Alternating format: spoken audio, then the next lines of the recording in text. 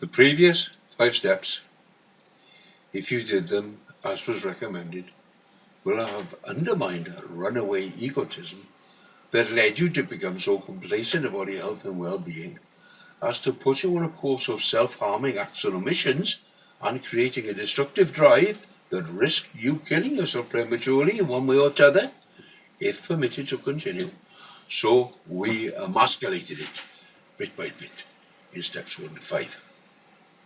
However,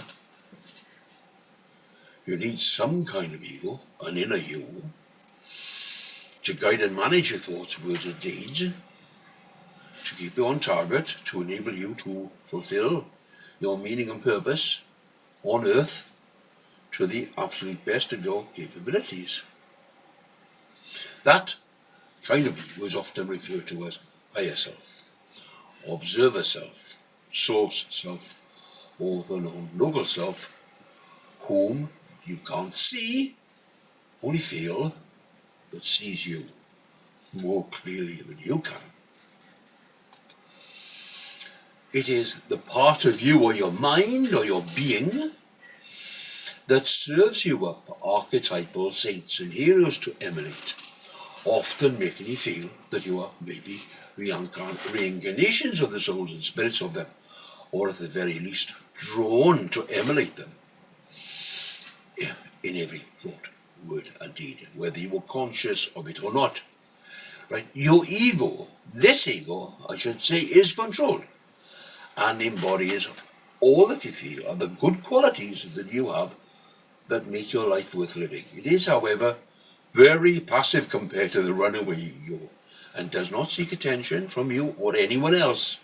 It is your backroom boffin who keeps its head down lest it gets attacked and killed by the runaway ego. It won't expand of its own volition into the space vacated by the runaway ego shrinking unless you invite it, and it is so reticent to draw attention to itself. To do this, you need to develop a degree of detachment from self such as you have never used before. It is available as part of the toolkit you were born with. I was taught about mine and taught how to use it. My grandpa, my mother's maternal grandfather, but had no appreciation of its worth, for I was so young when first shown it. But in hindsight, I recognize I used it without consciously thinking of it as such. From 3.5 days of age until I lost my memory and identity at 15.5 years old. I distinctly remember employing it willfully and consciously to crush my memory and personal identity at 15 years of age by replacing them with a workaholic zombie on autopilot. Indeed, looking back, I'm pretty sure it was the very same workaholic zombie on autopilot that I replaced my memory and identity with. Right? I remember reading about the technique in a postgrad management studies book about psychology and psychiatry kept on deposit for me in the public library of the town where I carried out my prep from 11.5 to 12.5. Right, I am inclined to ask you to obtain and read How God Changes Your Brain by Dr. Andrew Newberg and Mark Robert Waldman, as it comes closest to the context in which I read that management studies textbook. And I recommend you do so because it contains information from the world of neuroscience that is absolutely fascinating.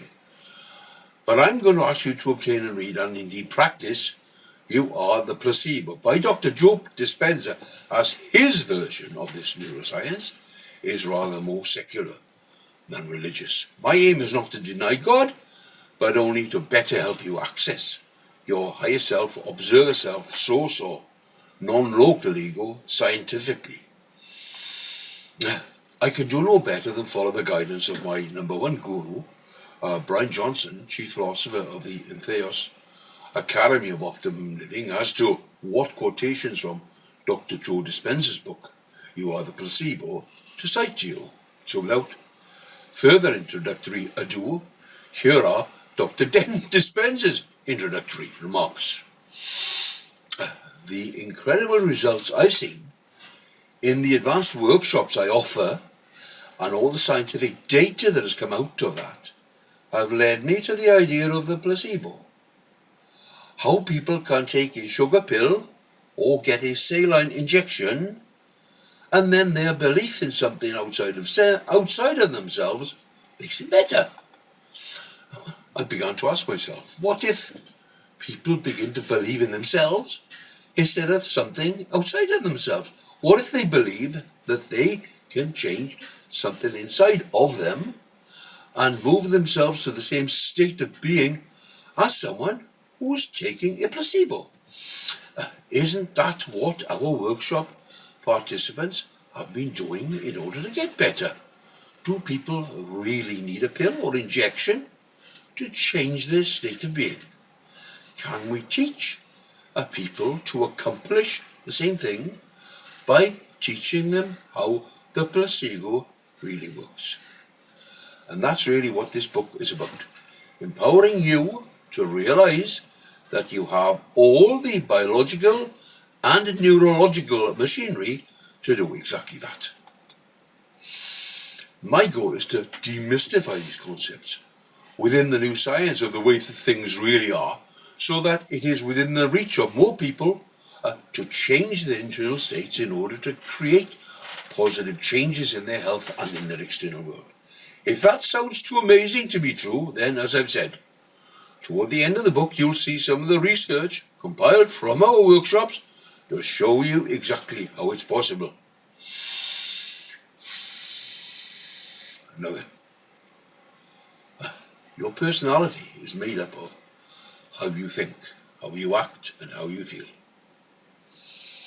So the present personality who's reading this page has created the present reality called your life. And that also means that if you want to create a new personality, personal reality, a new life, then you have to begin to examine and think about the thoughts you've been thinking and change them.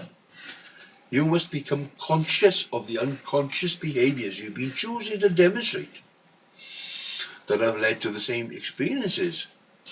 And then you must make new choices, take new actions, and create new experiences.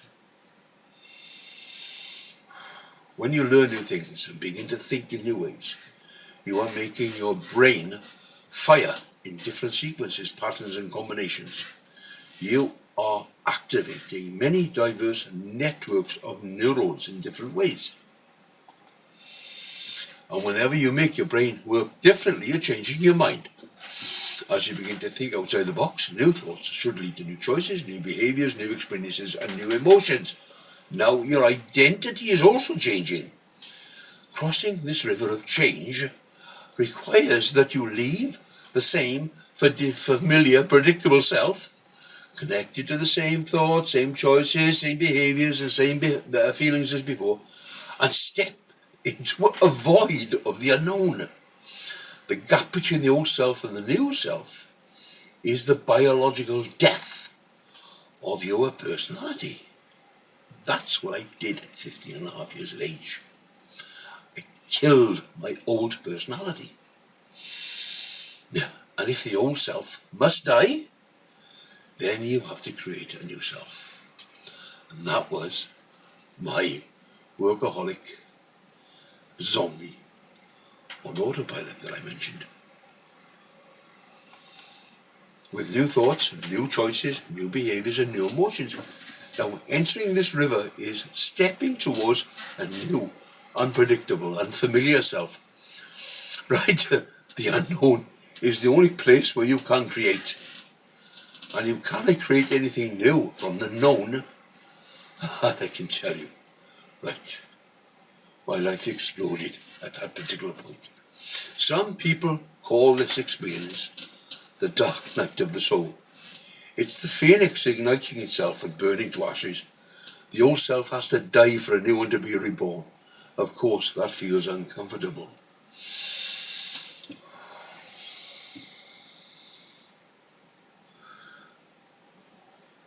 to understand how incredible this switch of personality was for me, the effect it had on my future. It was mind-blowing. Let's go back to what Joe Dispenza says. The word epigenetics literally means above the genes. It refers to the control of genes, not from within the DNA itself, but from messages coming from outside the cell, in other words, from the environment. Epigenetics teaches that we, indeed, are not doomed by our genes, and that a change in human consciousness can produce physical changes, both in structure and function, in the human body. We can modify our genetic destiny by turning on the genes we want and turning off the ones we don't want, through working with the various factors in the environment that program our genes. Some of these signals come from within the body, such as feelings and thoughts, while others come from the body's response to the external environment, such as pollution or sunlight. Epigenetics suggests that even though our DNA code never changes, thousands of combinations, sequence and pattern variations in a single gene are possible, just as thousands of combinations, sequences and patterns of neural networks are possible in the brain. Now you can understand that whether it's joyful or stressful, with every thought you think, every emotion you feel and every event you experience, you're acting as an epigenetic engineer of your own cells. You control your destiny, and this is possible through mental rehearsal. This technique is basically closing your eyes and repeatedly imagining performing an action and mentally reviewing the future you want, all the while reminding yourself of who you no longer want to be, the old self, and who you do want to be. This process involves thinking about your future actions, mentally planning your choices and focusing your mind on the new experience. How often have you seen athletes do this at the starting blocks? Exactly the same thing. By keeping your focus on this future event and not letting any other thoughts distract you, in a matter of moments you turn down the volume on the neural circuits connected to the old self, which begins to turn off the old genes. And you fire and wire new neural circuits, which initiates the right signals to activate new genes, new ways. Thanks to the neuroplasticity discussed previously, the circuits in your brain begin to reorganize themselves to reflect what you're mentally rehearsing. And as you keep coupling your new thoughts and mental images with that strong positive emotion, then your mind and body are working together and you're now in a new state of being. At this point, your brain and body are no longer a record of the past. They are a map to the future, a future that you've created in your mind. Your thoughts have become your experience, and you just became your own placebo.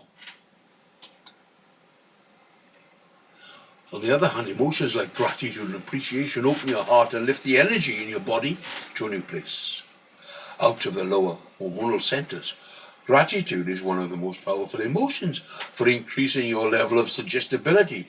It teaches your body emotionally that the event you're grateful for has already happened, because we usually give thanks after a desirable event has occurred. Imagine the crowd cheering you at the end, because you just won it. So that is in your mind now before you start. If you bring up the emotion of gratitude before the actual event, your body, as the unconscious mind, will begin to believe that the future event has indeed already happened or is happening in the present moment. Gratitude, therefore, is the ultimate state of receivership. Right. Now, if meditation is about entering the autonomic system so that we can become more suggestible and overcome the challenges just mentioned, then we need to know how to get there. The short answer is that we get there on a brainwave. The brain state we happen to be in at any given time has a huge effect on how suggestible we are at that moment. There are no schools of ancient spiritual wisdom sitting high on mountaintops in the Himalayas waiting to initiate us into becoming mystics and saints. Our lives are our initiation into greatness. I've already taught you the technique of breathing in through your nose, holding it and blowing out through your lips, and the effect that has on your brain with that is to bring it down and down, down and down and down into this highly suggestible mode. That's the very place I've been teaching you to become. So you and I should see life as an opportunity to reach greater and greater levels of self, so that we can overcome our limitations with more expanded levels of consciousness. That's how a pragmatist, instead of a victim, sees it. To abandon the familiar ways in which we've grown accustomed to thinking, to embrace new paradigms will feel unnatural. Frankly, it takes effort and it's uncomfortable. When we change, we no longer feel like ourselves. My definition of genius is to be uncomfortable and be okay with being uncomfortable. Brian Johnson has no hesitation. He just says simply, let's do it. Okay. Step 7, we're going to do it. Step 7, you're going to do something truly extraordinary. Bye-bye. Thanks for listening to me. Bye-bye. See you again soon. Bye-bye.